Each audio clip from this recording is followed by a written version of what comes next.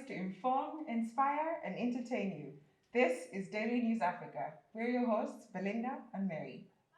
So there is a bunch of people that still do not understand the purpose of masks.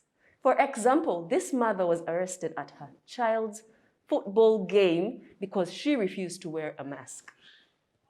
Of course, amid the debate over masks in this country, the school is asking parents to please wear a mask when coming to cheer on your children at sporting events. Tonight, the Ohio mother who refused and what then happened. Here's Clayton Sandell. Tonight, a woman who refused to wear a face mask at an Ohio middle school football game is now facing multiple charges. Get off of me! I will not put my hands behind my back. I'm not friendly. Doing nothing wrong. Police say the school district in Logan, Ohio requires all spectators to wear a mask or leave, but Alicia Kitts repeatedly refused, telling Officer Chris Smith she has asthma.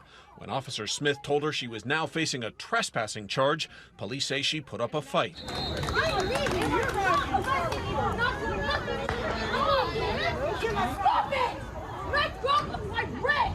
They keep struggling as Officer Smith tries to put on handcuffs. Other spectators, all wearing masks, watch. This is over a mask. Finally, using a taser on Kitts to take her into custody.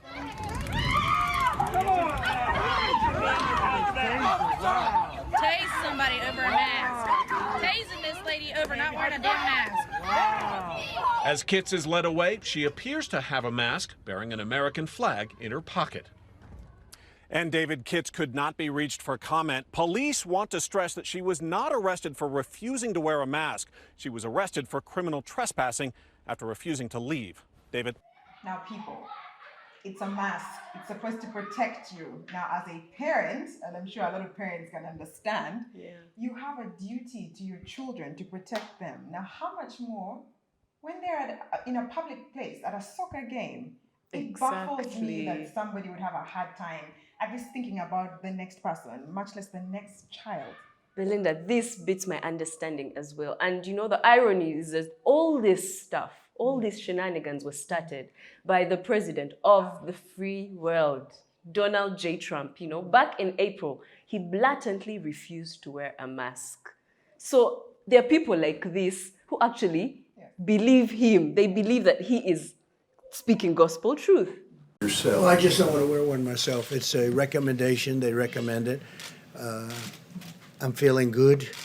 I just don't want to be doing, I don't know, somehow sitting in the Oval Office behind that beautiful Resolute desk, the great Resolute desk. I think wearing a face mask as I greet presidents, prime ministers, dictators, kings, queens, I don't know, somehow I don't see it for myself. The CDC is advising the use of non-medical cloth face covering as an additional voluntary public health measure. So it's voluntary, you don't have to do it.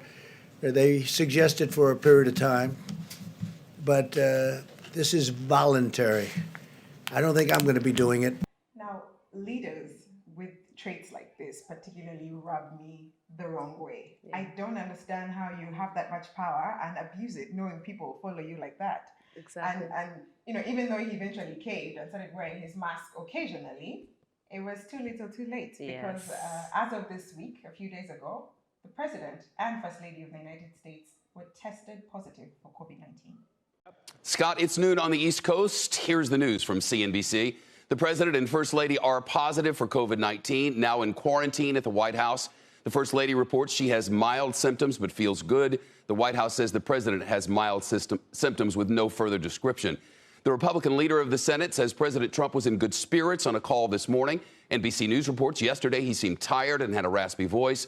Remember, there is no approved drug to fight illness in its opening stages.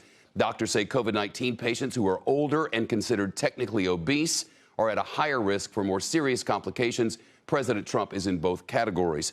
The White House Chief of Staff, Mark Meadows, says he expects there will be more positive tests in the president, in and around the president. This is so sad. But let this be a lesson to everyone that is not taking coronavirus seriously. Absolutely. Guys, coronavirus is real. It's there. Belinda and I were wearing our masks earlier to show you that your nose and your mouth needs to be protected. So you need to take this seriously. Let's follow the guidelines that are being put in place by the experts. Very well said, Mary. Corona is no respecter of persons. So do what you're supposed to do and protect yourself. Now, moving on to some good news coming out of Africa. As the World Trade Organization prepares to announce its new leader, there are still 2 Africans in the running to become the organization's head. And get this, they are women. 1 Nigerian, 1 Kenyan. Yes. I can only imagine what this means for Africa. Take a look.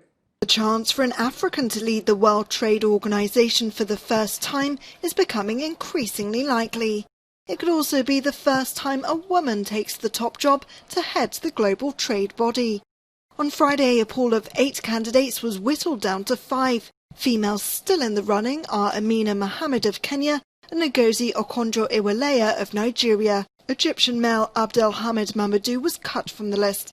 Whoever the successor, they'll have a tough job, as global trade is battered by the coronavirus pandemic. WTO chief Robert Azevedo stepped down last month, leaving the seat empty.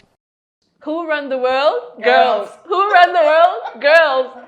Guys, the World Trade Organization.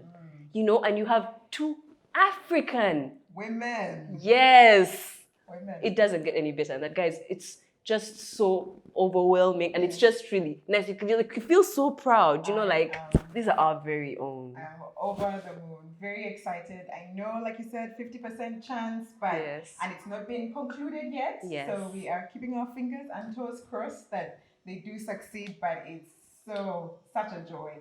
The times are tough, for sure. The times ahead of them are really difficult, given it's trade in post-pandemic or as the pandemic eases out, but it's going to be beautiful what will come out of it. Exactly, and we're built for that. Absolutely. That's it for this week. Thank you for joining us.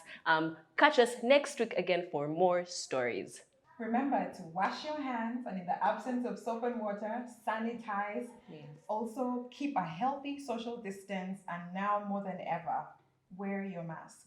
Until next time, Bye-bye. goodbye.